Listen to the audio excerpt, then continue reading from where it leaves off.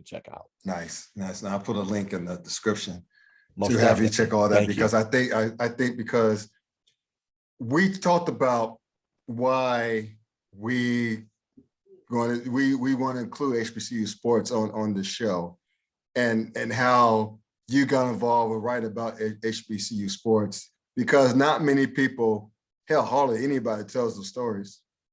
There's a stories waiting to be told, and it's great stories, and there's a lot of great things happening. Thankfully, HBCUs I found that have more than found their footing nationally in the last recent years. Most definitely. Sports, yes, especially football. I mean, when the athletic companies decide to invest more in equipment, i.e. Nike, Under Armour, Adidas, just to name a few, not only just on the D1 FCS level, but also Division II as well with the, well, I know for a fact with the CIAA, because Winston State is an Under Armour school.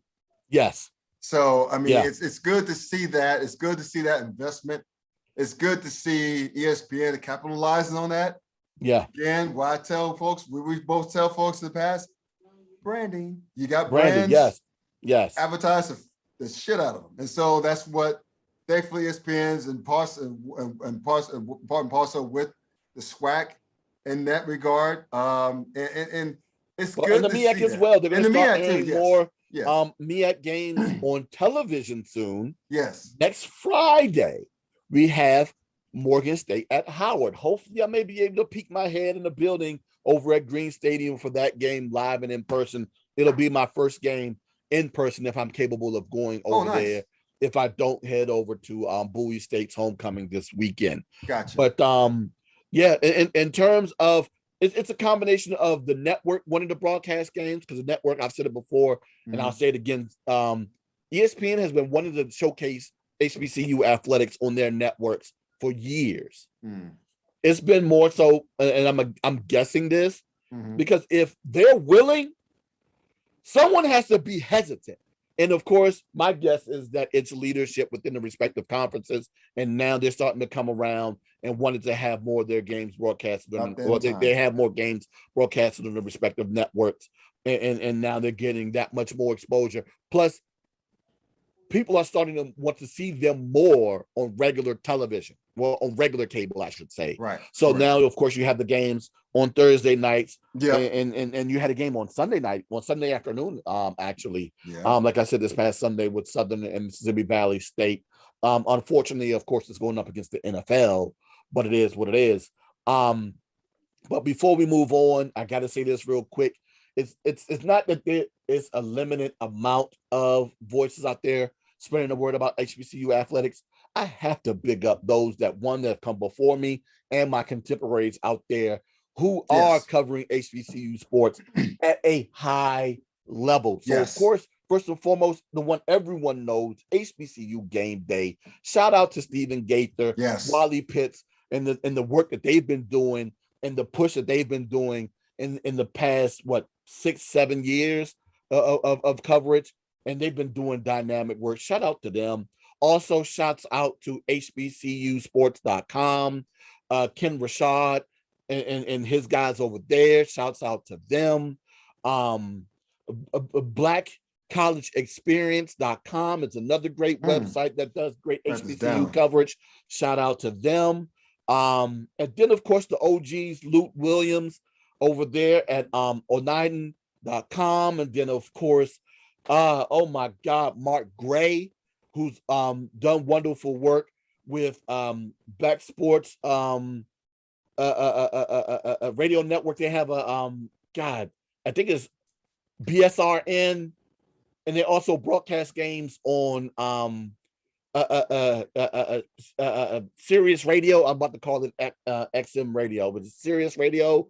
So yeah, there are a ton of other great entities out there doing great work covering HBCU sports, and I gotta big them up as well. Also, Donald Ware from Box to Row, who's been doing his radio show for well over a decade now. Okay. Yeah, so shouts out to him as well. And then, of course, the OGs that the voices of the game that do a lot of the commentary, from Charlie Neal, the OG, the Hall of Famer. Tully Carr too, I think, right? Who was that? Tully Carr, I think his name. He He's a Oh, win Tolly service. Carr. Tolly, Yeah, I call him Wally. It's Tolly Carr that's yeah. over there with HBCU game day. Tolly, I do apologize. Um, and then of course you got my man Stan Luter, the OG. You hear his voice most definitely all the time when it comes to CIAA basketball tournament time, and he's also done work with ESPN Plus, covering both the MEAC and the CIAA.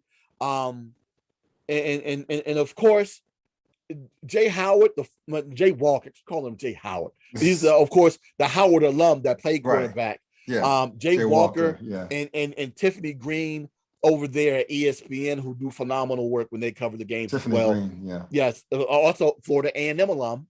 Yeah. So yeah, most definitely got to shout all of them out for the wonderful work and everything that they do. God, BlueDeathValley.com that does A&T coverage, as well as my man Dave Horton over there that does coverage for A&T with 24/7 sports.com. There are a lot of great entities out there. Everybody's voice is different.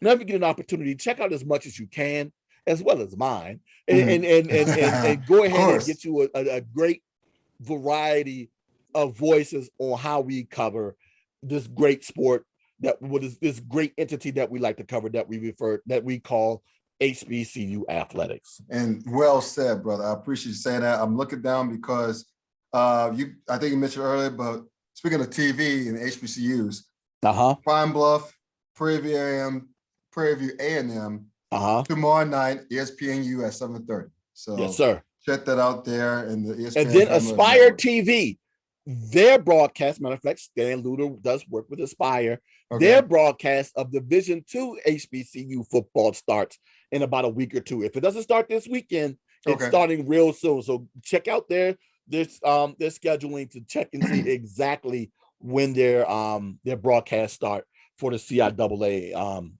this year. That's what's up. And on that note, I'm glad I was able to get you on to talk about that, because I hadn't been doing a good job of getting you to share your knowledge of this, but I'm glad you said what you said, especially at the end. We're talking about the contributors and everything else. Thank you for that. It's well said. It's well said. We should be promoting these cats out here doing it, who's been doing it for a long time. Shout out to the late Bill Nunn as well, who's actually is a Pro Football Hall of Famer. Pro Football Hall of Famer, yes, sir. Worked for the Steelers as a scout, but before that, he wrote for, I think, the Pittsburgh Courier. The Pittsburgh Courier, yes, sir. As he covered HBCU athletics and led and taught the Steelers into allowing him to mine the HBCUs for talent, which produced Joe Deluxe, John Starworth, Donnie Shell, L.C. Greenwood, and a host of others contributed to that dynasty in the 70s. Yes. So big ups to the great Bill Nunn as well. But my God, let me not forget that I'm just doing this real quick. The beat writers for the respective local publications that cover HBCU athletics. Yes, big ups to you. Same thing for the people who cover HBCU athletics on television as well, regionally. Shout out to my man Mo Carter down there that covers Alabama A&M. Shout out to Sam Crenshaw, who used to be in Greensboro, who's now down in Atlanta, that covers sports down there. Man, there's so many people. If I haven't shouted you out, it's not that I don't like you or respect your work, because I most definitely do. Yeah. Blame it on time and my old mind and not my heart, because especially if I'm following you, I most definitely got respect for you. So shout out to everybody out there that's covering HBCU athletics, most definitely. And that's a great way to end this podcast. Giving shouts out to people covering HBCU sports, bringing it to the television, bringing it to the newspapers, bringing it to the website, telling their stories on and on, and supporters. We're trying to do our part and continuing that voice in the podcast space as well. So hopefully we get to talk to more people who cover HBCU athletics in the podcast space going forward. So we're gonna beat that drum. Even if it stops beating, we're gonna beat the hell out of something.